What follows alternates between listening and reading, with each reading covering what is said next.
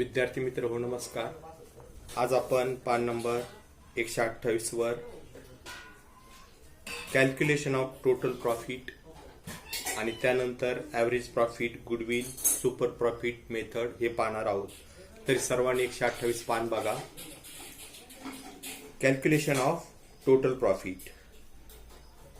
तर total profit आपण कसा शोधणार? Total profit is calculated by adding the profits of the previous years and deducting the losses if any.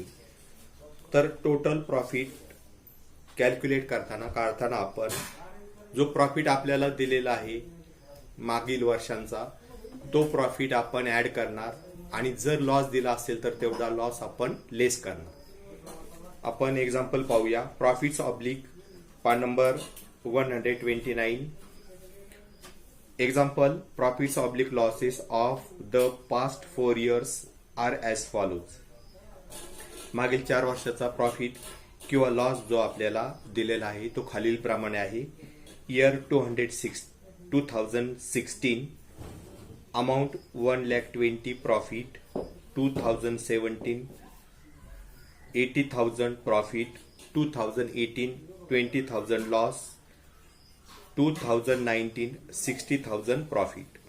आपल्याला जो profit दिलेला आहे तो ऍड करायचा आहे आणि लॉस झालेला आहे तो 20,000 तो आपल्याला लेस करायचा आहे. म्हणून टोटल प्रॉफिट शोधताना आपण काय करणार? 1,20,000 प्लस 80,000 मायनस 20,000 जो लॉस आहे प्लस 60,000.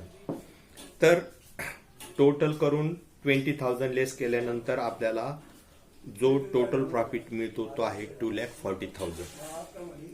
आता आपल्याला कॅल्क्युलेशन ऑफ ॲव्हरेज प्रॉफिट म्हणजे ॲव्हरेज प्रॉफिट शोधायचा. सरासरी आपल्याला प्रॉफिट दरवर्षी किती झालं त्याचा फॉर्म्युला आहे average profit is equal to total profit upon number of years.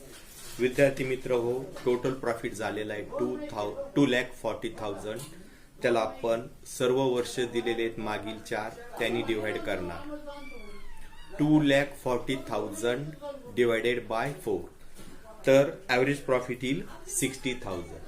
2,40,000 भागिले 4 ॲव्हरेज प्रॉफिट आला 60,000. त्यानंतर आपल्याला गुडविल कसं शोधायचं? How to calculate the goodwill. Goodwill is valued at certain number of years purchase of average profit. Goodwill जे आहे याचं मूल्य आपल्याला ठरवताना नंबर ऑफ इयर्स जे आहेत परचेसचे तर ते निश्चित करून आपल्याला शोधायचं आहे.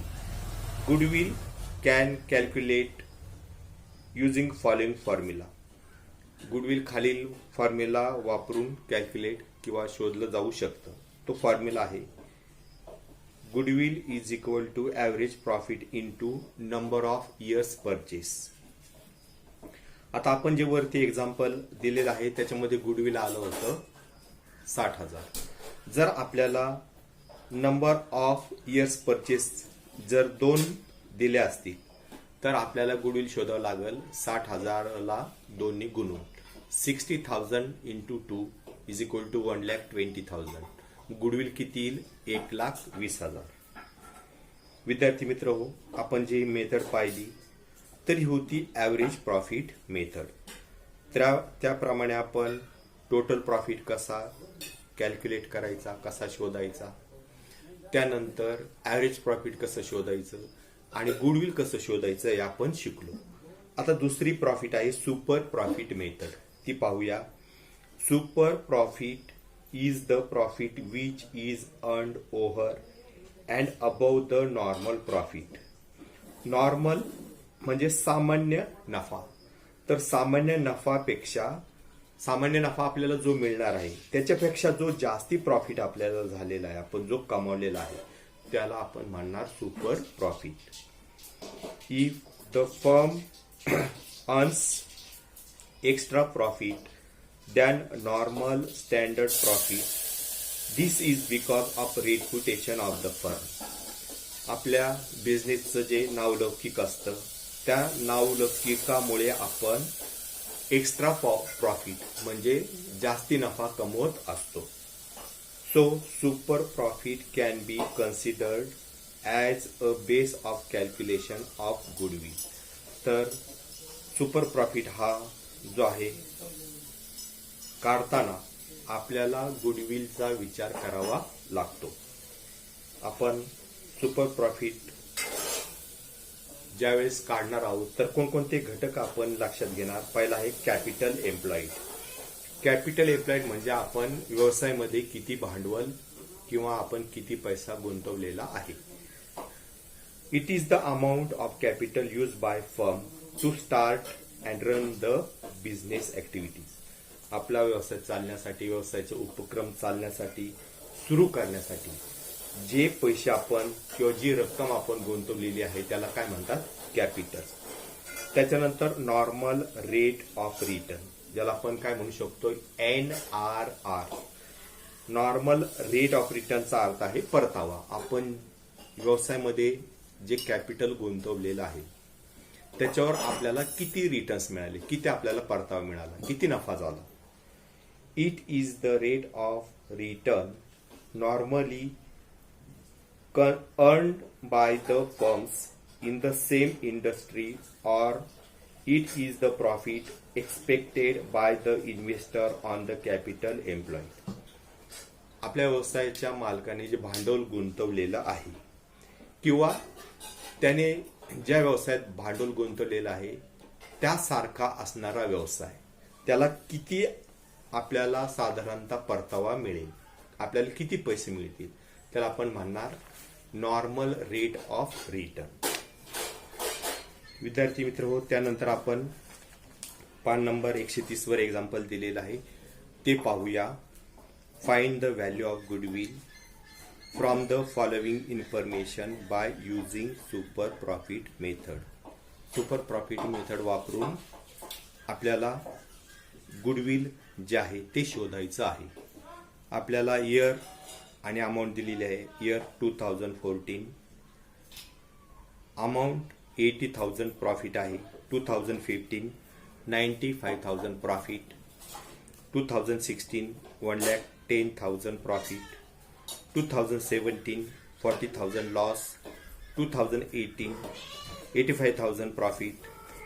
त्याच्यानंतर दुसरा घटक आपल्याला दिलेला आहे कॅपिटल एम्प्लॉईड, म्हणजे किती भांडवल गुंतवलेलं आहे, 3,50,000. नॉर्मल रेट ऑफ रिटर्न 12% आहे. आणि गुडविल जे आहे ते आपल्याला 2 वर्षाचं परचेस ऑफ प्रॉफिट दाखवून शोधायचं आहे. पहिला आपण ॲव्हरेज प्रॉफिट शोधूया. ॲव्हरेज प्रॉफिटचा फॉर्म्युला आहे total profit upon number of years. जे आपण प्रॉफिट किंवा लॉस आहे ते लिहूया आणि 5 वर्षांचं दिलेलं आहे त्याने आपल्याला त्याला भागायचं आहे, डिवाइड करायचं आहे. 80,000 प्लस 95,000 प्लस 1,10,000 मायनस 40,000. 40,000 काय आहे, लॉस आहे, प्लस 85,000 याला 5 ने डिवाइड करायचं. 3,30,000 डिवाइडेड बाय 5. 3,30,000ला 5 ने आपण डिवाइड केल्यानंतर जी अमाऊंट येते ॲव्हरेज प्रॉफिटची ती आहे 66,000. त्यानंतर आपल्याला नॉर्मल प्रॉफिट शोधायचं. त्यासाठी आपल्याला फॉर्म्युला वापरायचा आहे normal profit is equal to capital employed into NRR upon number of years. आपल्याला कॅपिटल एम्प्लॉईड दिलेलं आहे म्हणजे भांडवल किती गुंतवलेलं आहे व्यवसायामध्ये ते 3,50,000. NRR आहे 12 म्हणून 3,50,000 गुणिले 12 भागिले 100. ऍक्च्युली 100 आपल्याला दिलेलं आहे तर तिथं आपण 5 लिहिणं गरजेचं आहे. मग आपल्याला किती अमाऊंट मिळते नॉर्मल प्रॉफिटची, तर ती 42,000. नॉर्मल प्रॉफिट अशा पद्धतीने 42,000 येतो. त्याच्यानंतर सुपर प्रॉफिट आपल्याला शोधायचं आहे. सुपर प्रॉफिटचा फॉर्म्युला आहे average profit minus normal profit. Average profit आपण शोधला 66,000 वजा 42,000 तर सुपर प्रॉफिट आला 24,000. त्याच्यानंतर गुडविल आपल्याला शोधायचं. Calculation of goodwill. Goodwill is equal to super profit into number of years purchase. 24,000 गुणिले 2 तर गुडविल आलं 48,000. विद्यार्थी मित्र हो, आपण जेवढं आज पाहिलं तेवढं सगळं लिहून घ्या. थँक्यू.